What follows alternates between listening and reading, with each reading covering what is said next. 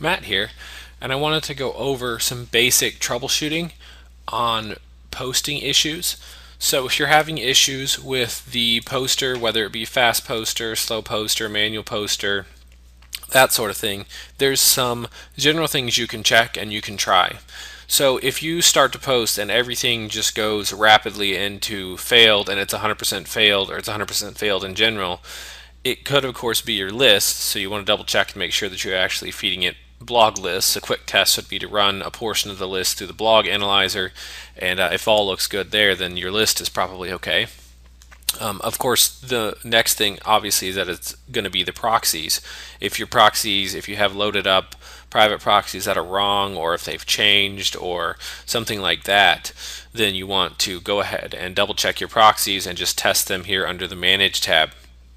Now, if you're having issues where you think the success rate is too low, or you're getting variance in posting to the same list, you can go here once you're done posting. So let's go ahead and post here. If I go ahead and post and I come up with, so many of my 100 that are done here, then I can go once it's done. And let's also talk, when I hit stop abort, did you notice how it didn't stop immediately? When you hit stop and abort like that, all the open connections need to close before it can abort. So if you have your timeout set at 90 seconds and you're hitting stop and abort and nothing's happening, it could take up to 90 seconds before all the connections down here close out and finish. So that was just a side note there. Once the comment poster is completed, let's go to export and export an error log, and we'll just save it here. And I'm just going to give it a bunch of W's there just to find it easy. And then let's go back in here and look.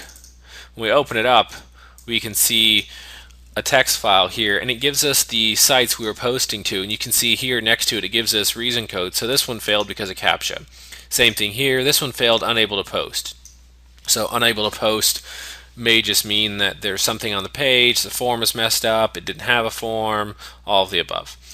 Failed CAPTCHA again, failed comments closed, that's pretty basic, they've closed the comments on it.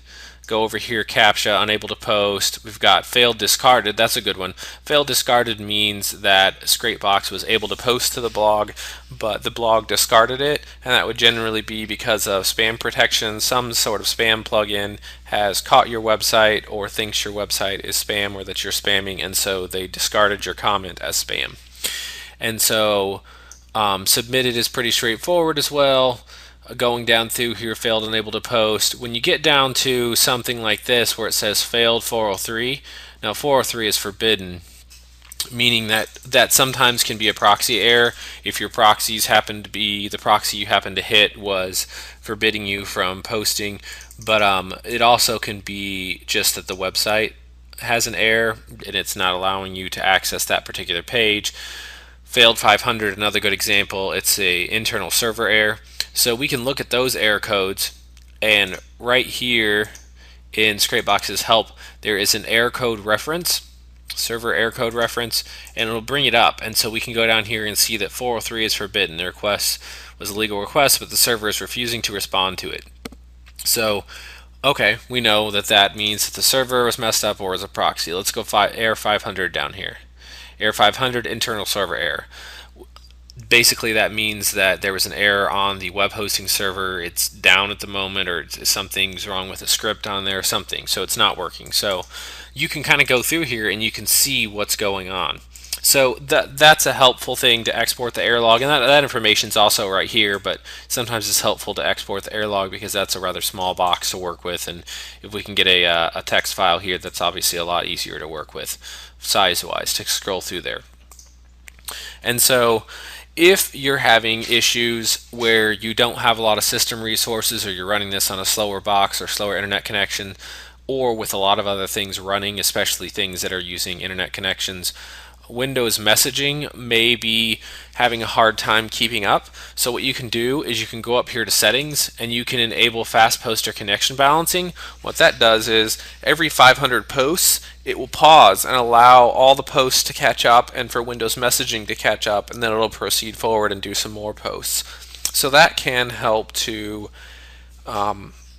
make it so that Windows can keep up and that you don't have errors and things aren't locking up and that sort of thing. So you can try that, especially if you're having a lot of freezing error issues or you're working on a system that has not a lot of system resources available to it or internet connection, that sort of thing.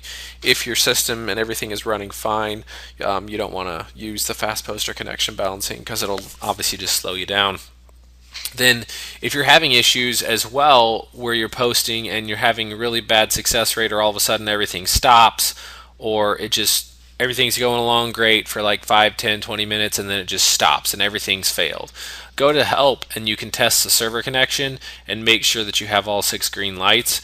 If you have red lights all of a sudden, if Scrapebox works for a little bit and then you have red lights here and then everything just kind of stops like you hit a brick wall on your posting, that means that something is blocking your access, or Scrapebox's access to the internet. Generally this will happen within the first few minutes, but it can take several minutes.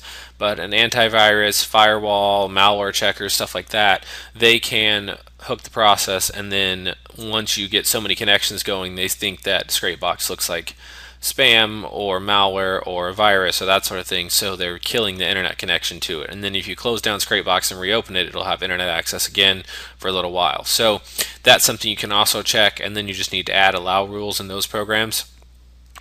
Another thing that you can check out for is if your window looks normal like this, but your numbers aren't increasing. So if I'm posting away and it just kind of freezes down here, but everything else looks normal, then what's happened as well is that you either have reached your half-open connections limit, and you can Google for half-open connections if you're on older operating systems that have that enabled, and there's some patches that you can get to turn that off or to tweak that, and that can help you out. But if you max out your half-open connections, then Scrapebox may not be able to create any new posts. Also, all of your TCP ports could be open or waiting.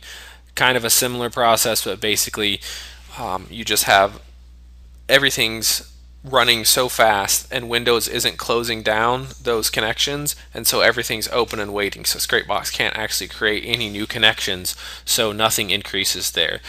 As well, this would be more common on older operating systems than on a new operating system such as like the latest version of Windows 7 or Server 2008 R2, that sort of thing.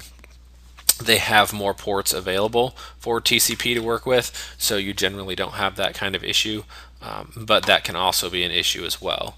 Now, if you're having a problem where you just get a black window where the whole thing just blacks out, now this would be especially true, or I guess more commonly true, on if you're using a VPS or a dedicated server where you're remoting in.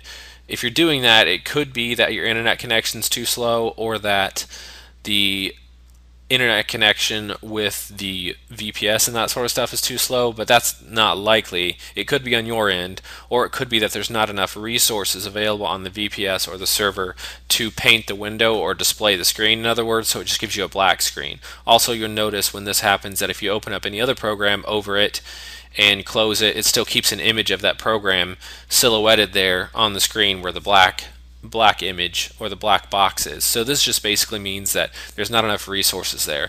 Generally, when that's like that, unless you have maxed out all your resources or it crashes on your server, if you just leave it alone, it will finish and it will catch up and everything will be fine later.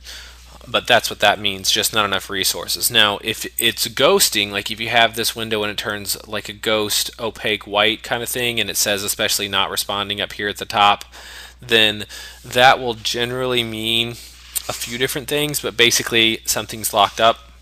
So either you don't have enough system resources available, which is pretty basic. You either need to increase your system resources or work with smaller lists and that sort of thing. Or if you have the not responding there, it can be malformatted data. If you happen to have bad data in your URL list that you're posting to, or bad syntax in your comments and that sort of thing, you would definitely want to test your comments because that'll help you get rid of the syntax errors. But if you have bad data in the URLs, like if you have random brackets and parentheses and characters that don't belong there, or if the URLs are really long, sometimes they can cause Scrapebox to lock up, which is the handy new feature in .28 that you can remove URLs that are longer than XXX characters. Generally, you probably want to stick with something in the 500 to 1,000 range. For the most part, anything under 1,000 I haven't had an issue with.